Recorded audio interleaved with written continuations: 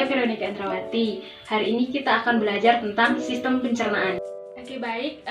Hal yang pertama yang akan kita pelajari yakni pengertian sistem pencernaan. Jadi, sistem pencernaan merupakan serangkaian jaringan organ yang memiliki fungsi untuk mencerna makanan. Jadi, sistem pencernaan ini fungsinya untuk mencerna makanan yang masuk ke dalam mulut melalui organ-organ pencernaan. Adapun bagian dari sistem pencernaan ini adalah organ-organ pencernaan.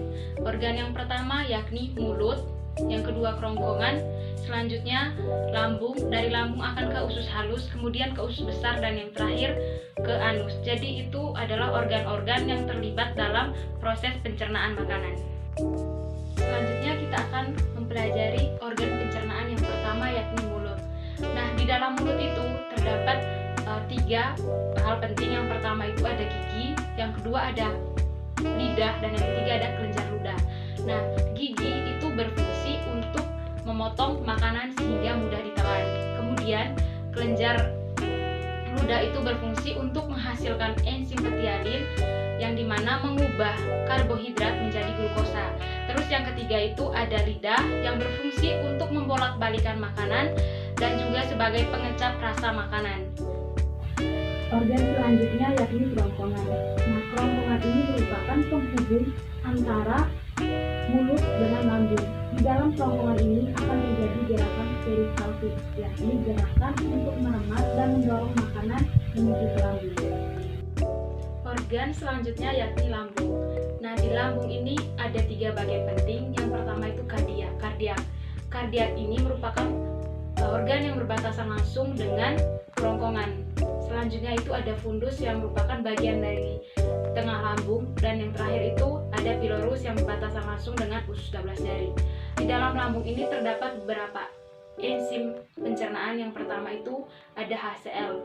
HCl ini berfungsi untuk membunuh kuman yang masuk bersama makanan.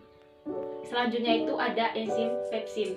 Enzim pepsin itu berfungsi untuk mengubah protein menjadi pepton. Dan yang terakhir itu ada enzim renin. Enzim renin ini mengubah kasianogen menjadi kasein. Jadi itulah beberapa enzim yang terdapat di lambung.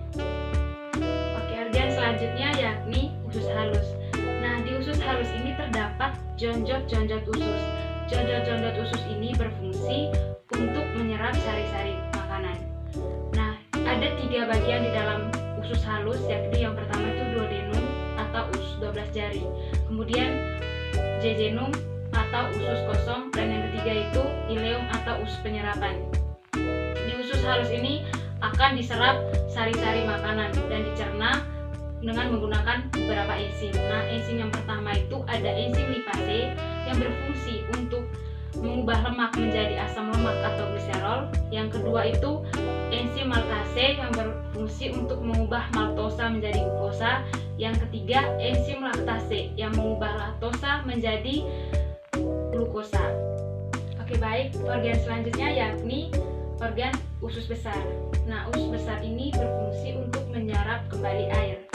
Di dalam usus besar ini terdapat bakteri Escherichia coli atau yang biasa disebut dengan bakteri E. coli.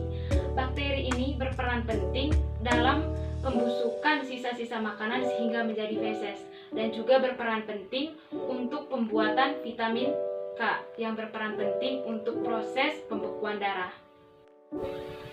Dan organ pencernaan yang terakhir yakni anus. Anus ini merupakan poros atau tempat pembuangan feses atau sisa pencernaan. Di dalam anus ini terdapat dua bagian utama, yakni ada ambeien dalam dan ada ambeien luar. Materi selanjutnya yakni kelenjar pencernaan. Nah, kelenjar pencernaan itu ada tiga, yakni yang pertama kelenjar ludah, yang dimana tadi sudah dijelaskan bahwa kelenjar ludah itu menghasilkan saliva yang dapat menghasilkan enzim petialin.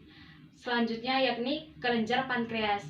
Kelenjar pankreas ini dapat menghasilkan enzim-enzim yang akan dibawa ke usus halus. Dan yang ketiga yakni kelenjar hati. Kelenjar hati ini akan menghasilkan kantong empedu. Kantong empedu ini dapat mengemulsikan lemak dan juga Kelenjar hati ini juga sebagai penetralisir racun. Oke, baik, materi yang selanjutnya yakni gangguan atau penyakit yang terdapat pada sistem pencernaan. Yang pertama itu mungkin yang sering kita alami yakni diare. Diare itu biasanya ditandai dengan rasa mules pada perut. Kemudian penyakit yang kedua yaitu penyakit MAC, dan hampir sebagian orang mengalaminya, itu dimana biasanya di lambung itu terasa perih. Itu karena mungkin terlambat makan dan lain sebagainya. Selanjutnya itu penyakit malnutrisi atau yang biasa disebut dengan kurang gizi. Terus penyakit selanjutnya yaitu gastritis, yakni penyakit peradangan pada lambung. Contoh penyakit yang menular sistem pencernaan organ mulut itu misalnya penyakit sariawan ataupun sakit gigi. Mungkin itu saja yang bisa saya sampaikan. Terima kasih. Dadah.